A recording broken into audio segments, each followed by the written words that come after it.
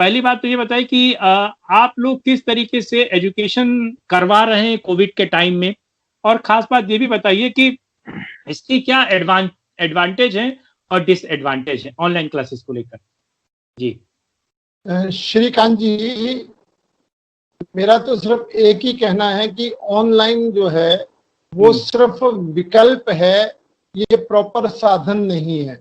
बच्चे तो proper school में आकर के ही पढ़ेंगे, वही पूरी पढ़ाई होती है। और बच्चों के साथ साथ पढ़ाने के साथ साथ बच्चे स्कूल में जो खिलखिलाते हैं, खेलते हैं, दोस्तों के साथ बैठते हैं, लंच करते हैं, प्ले ग्राउंड में रहते हैं, तो वो एक उनके एक तरह से एक्सरसाइज भी होती है। सही मायनों में बच्चों की पढ़ाई तो स्कूल के अंदर ही खुले वातावरण में होती है, वही पढ़ाई है। ऑनलाइन पढ़ाना तो सिर्फ एक मजबूरी है, या इसलिए कि जिससे बच्चे ऑनलाइन पे कम से कम अपने आप को व्यस्त रख सके।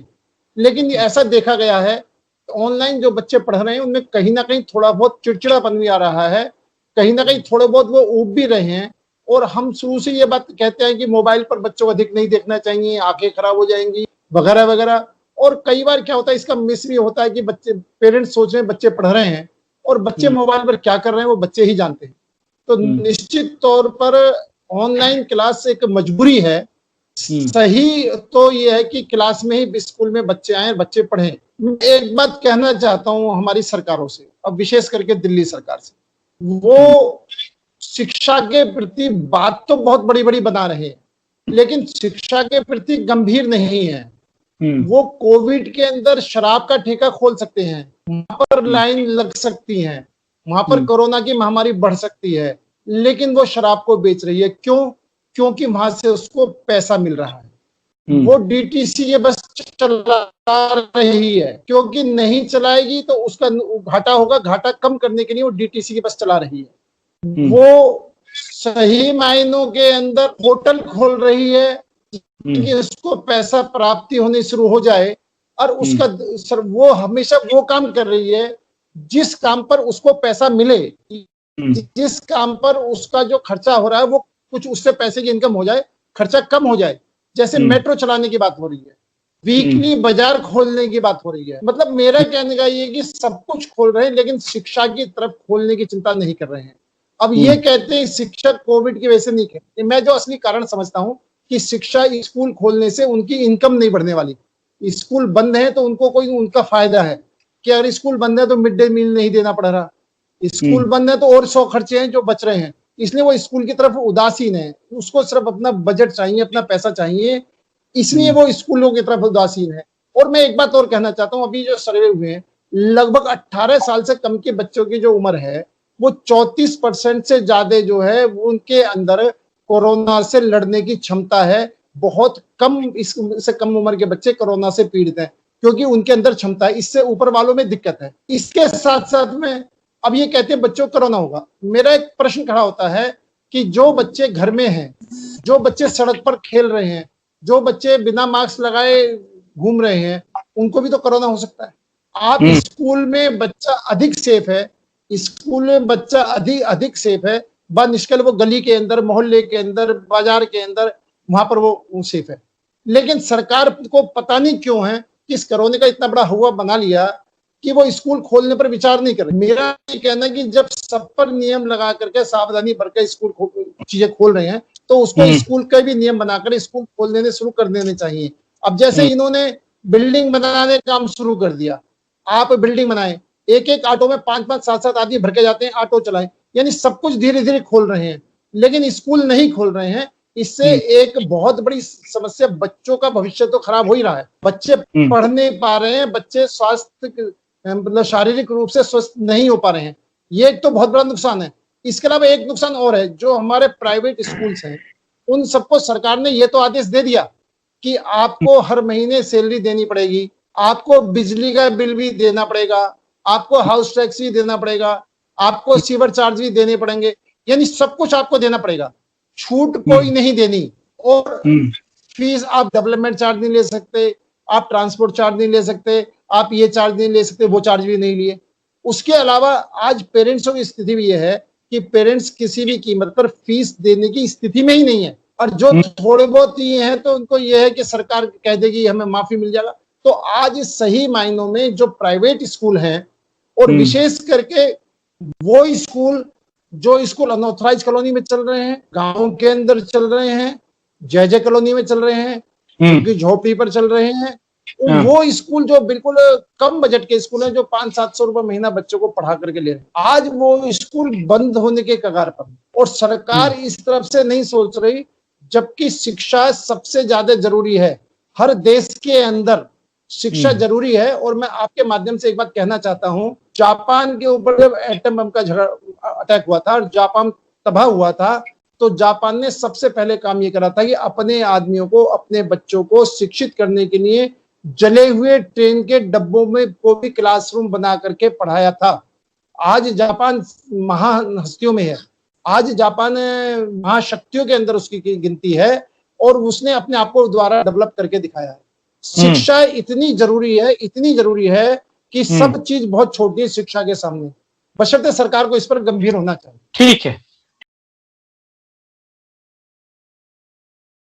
10 सेकंड में दे रहा हूं क्योंकि फिर वापस भी मैं आपके पास आऊंगा। अनिल जी, आप कुछ कहना चाह रहे थे, 10 सेकंड में बात कंप्लीट कीजिए। हाँ, नहीं, मैं बिल्कुल कहना चाह रहा था माननीय मानस पांडे जी के, मैं हर बात से सहमत हूं, लेकिन इन्होंने जो ये कहा है कि स्कूल वालों पर खर्चे नहीं पड़ रहे हैं, सही मायनों में फीस जो अपर क्लास के पेरेंट्स हैं वो फीस दे रहे हैं, अपर मिडिल क्लास भी फीस दे रहे हैं। मैंने एक विषय रखा था कि जो जहां पर अनऑथराइज कॉलोनी है, देहात है, गांव है, झुग्गी झोपड़ी है, वहां के पेरेंट्स भी बहुत लोग, मतलब सही मायनों में बिल्कुल निचली कैटेगरी के लोग हैं, उनकी भी अपनी कैपेसिटी भी नहीं है कि वो पैसे दे सके, देना चाहे तो भी उनकी देने की कैपेसिटी नहीं। आज सरकार को जब ये दुनिया भर की छूट दे रही है, दुनिया भर का राशन फ्री दे रही है, तो कम से कम जो स्कूल 500-700 हजार रुपए महीना की फीस पर बच्चों को पढ़ा रहे हैं, स्कूल भी यहाँ पर जो है कई कैटेगरीज है। एक कैटेगरी है जो 5,000 रुपए महीना ले रही है, एक वो है जो 500-700 रुपए महीना ले रही है, खर्चे दोनों के बराबर हैं। अब वो 500-700 रुपए महीने स्कूल वाले, वो स्कूल बंद होने के कगार पर। मेरा कहने मतलब उन स्कूलों के बारे में सोच करके सरकार को उनको कोई ना कोई रिलीफ देनी चाहिए। जिस तरीके से उनके ईडब्ल्यूएस के पैसे रिलीज करा दें, उनकी जो एफडीआर है जमा है उसको रिलीज करा दें। वो आज इस आर्थिक संकट में गुजरे हुए हैं कि प्राइवेट स्कूल जो है, छोटे वाले जो गरीब इलाके में है, पेरेंट्स पैसा देने की स्थिति में नहीं है, टीचर को सैलरी देनी है, स्कूल अपने मतलब स्कूल वाले प्रॉपर्टी बेच करके भी सैलरी देने की कैपेसिटी में नहीं है। ठीक है, और मैं उपाध्याय जी की बात में जोड़ना चाहता हूं कि आज ही मैंने न्यूज़पेपर में पढ़ा है कि बच्चे नेट की प्रॉब्लम होने की वजह से 50-50 किलोमीटर पैदल जाकर के ऑनलाइन क्लास ले रहे हैं, तो उनसे तो और अधिक बीमार होने की संभावना बढ़ जाती है।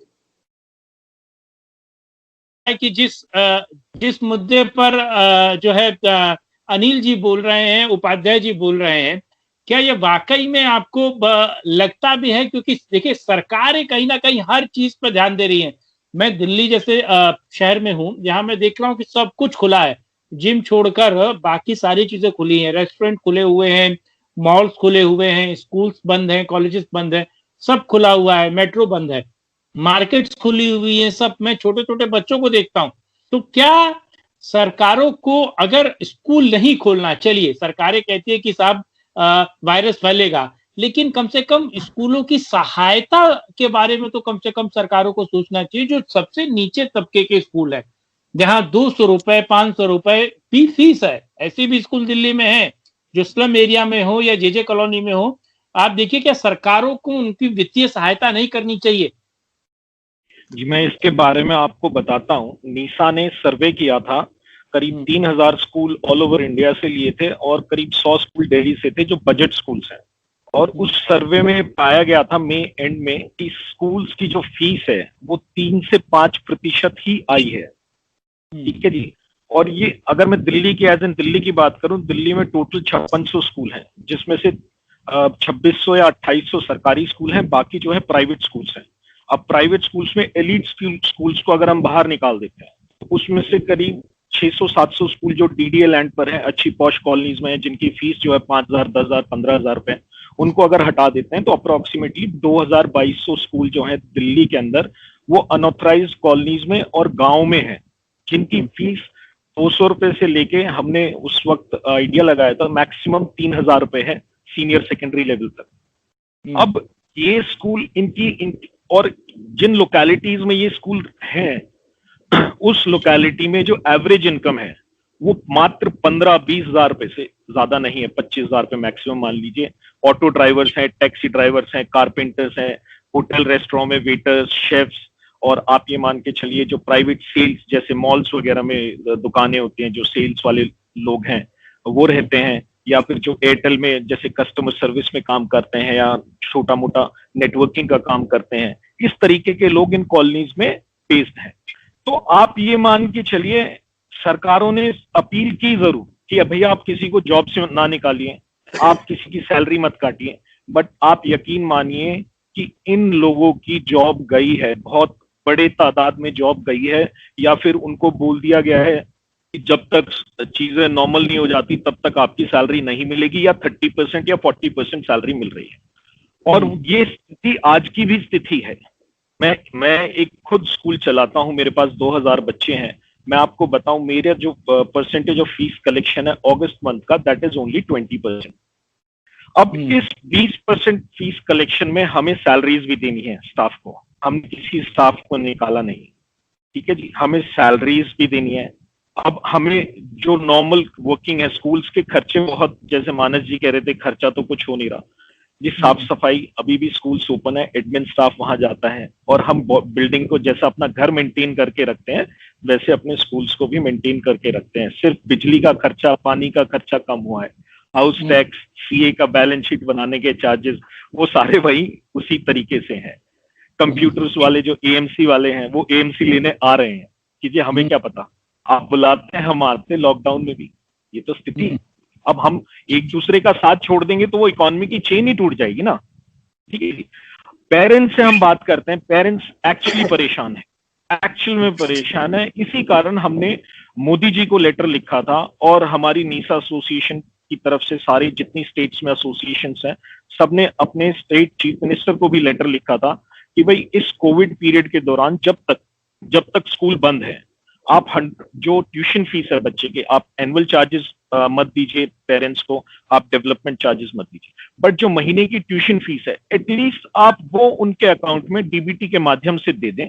और ये स्कूल वो स्कूल है जो 500 से आप एक कैपिंग लगा लीजिए कि भाई हम जो गवर्नमेंट जो है 3000 रुपए तक के स्कूल वालों की फीस रीइंबर्स करेगी, उससे एलिट स्कूल्स की नहीं करेगी। आप कैपिंग भी लगा सकते हैं, आपके पास और सारे माध्यम है जिससे पता चल सकता है कि कौन पेरेंट्स परेशान है।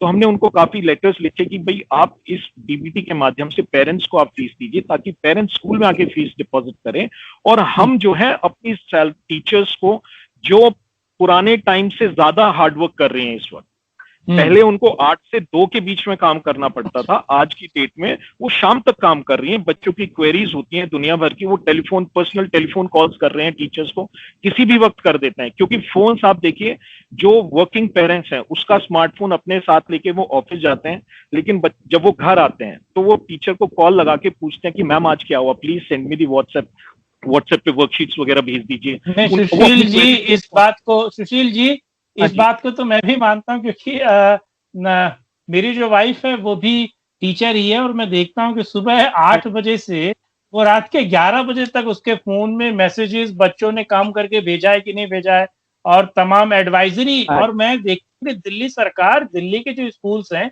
इतनी एडवाइजरी भेजती है, इतना काम भेजती है बच्चों के लिए, इतना सब नया नया नया नया।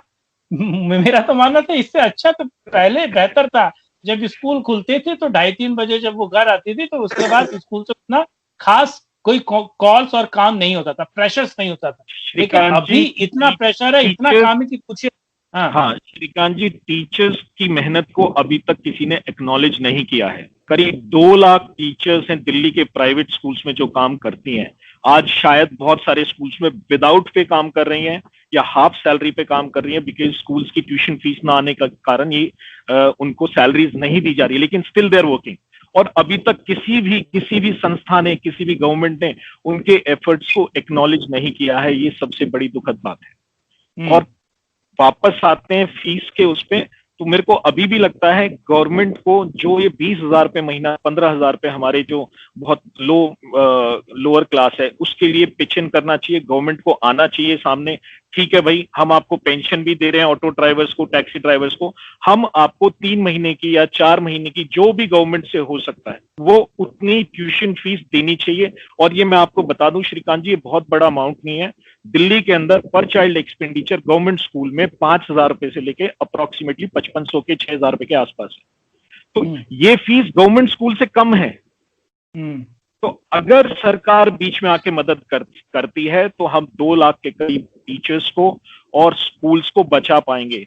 क्योंकि हमारे पास ऐसे भी एग्जांपल्स है, I tell you one example, give you one example. एक लेडी है जो प्राइमरी तक का स्कूल चलाती है, रेंटेड।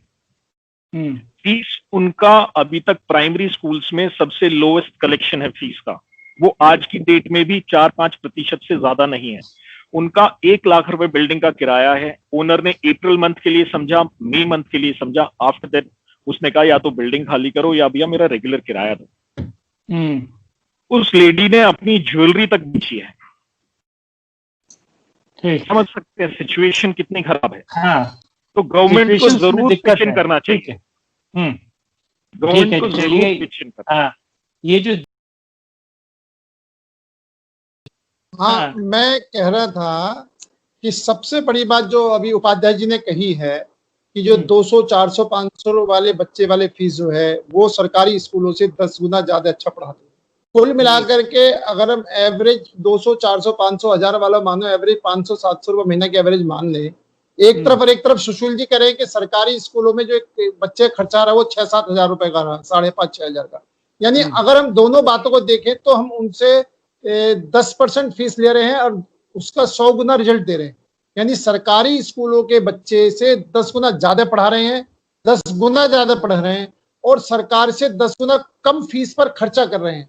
अगर ये स्कूल बंद हो गए तो पढ़ाई का सिस्टम चरमरा जाएगा जी, और वो चरमरा जाएगा, सरकार व्यवस्था कर नहीं सकती, सरकार फेल हो जाएगी। आपके टीवी के आपके माध्यम से मैं सरकार को आगाह करना चाहता हूं कि अगर उन्हें बहुत जल्दी इस पर कोई ना कोई पैकेज नहीं दिया, कोई ना कोई रास्ता नहीं निकाला, तो निश्चित तौर पर शिक्षा की जो चैन बनी हुई है वो शिक्षा की चैन टूट सकती है और सरकार फिर अपने आप को असहाय महसूस करेगी।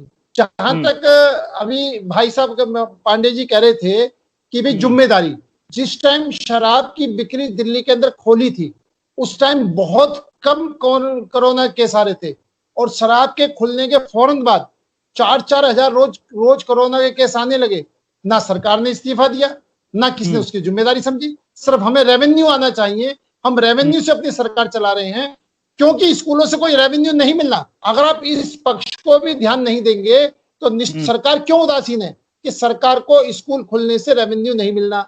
सरकार बिजली बिल माफ नहीं कर रही है, बिजली का रोज बिल आ रही है, बिजली बिल जमा कराओ, लेकिन वो रेवेन्यू मिलना नहीं है, स्कूलों को टॉर्चर करें। वो जो सोच है सरकारों की कि जहां से पैसा मिल रहा है उसको खोला जाए और जहां से पैसा नहीं मिल रहा उसको बंद रखा जाए, वो निश्चित तौर पर नैरो सोच है। इससे आगे बढ़कर के सरकारों को आगे आना चाहिए। ठीक है, सुशील जी आपको क्या लगता है कि नई शिक्षा नीति क्या वाकई में क्रांति लाएगी? क्या वाकई में कुछ बेहतर और बढ़िया आपको लगता है कि नई शिक्षा नीति से होने जा रहा है? देखिए, जो नई शिक्षा नीति है वो अभी पॉलिसी है, देखने में बहुत अच्छी है। जब उसके गाइडलाइंस बनेंगी, कैसे कैसे इम्प्लीमेंटेशन पार्ट आएगा, तब वो एक चैलेंज होगा, क्योंकि हमारे देश में पॉलिसी हमेशा अच्छी लगती है, चाहे कोई भी पॉलिसी आई। इसमें बेस्ट जो मुझे सबसे अच्छी कुछ चीजें लगी है मैं उनको बता देता हूँ। एक जो 5वीं कक्षा तक, जो प्राइमरी लेवल तक, 5th क्लास तक जो इन्होंने रखा है कि भाई जो पढ़ाई होगी वो that would be in mother tongue only और रीजनल लैंग्वेज। उसके कुछ ड्रॉबैक्स भी हैं, जैसे किसी का ट्रांसफर, कोई अगर फौज में है, मिलिट्री में है, किसी का असम ट्रांसफर हो जाता है तो उस केस में क्या होगा।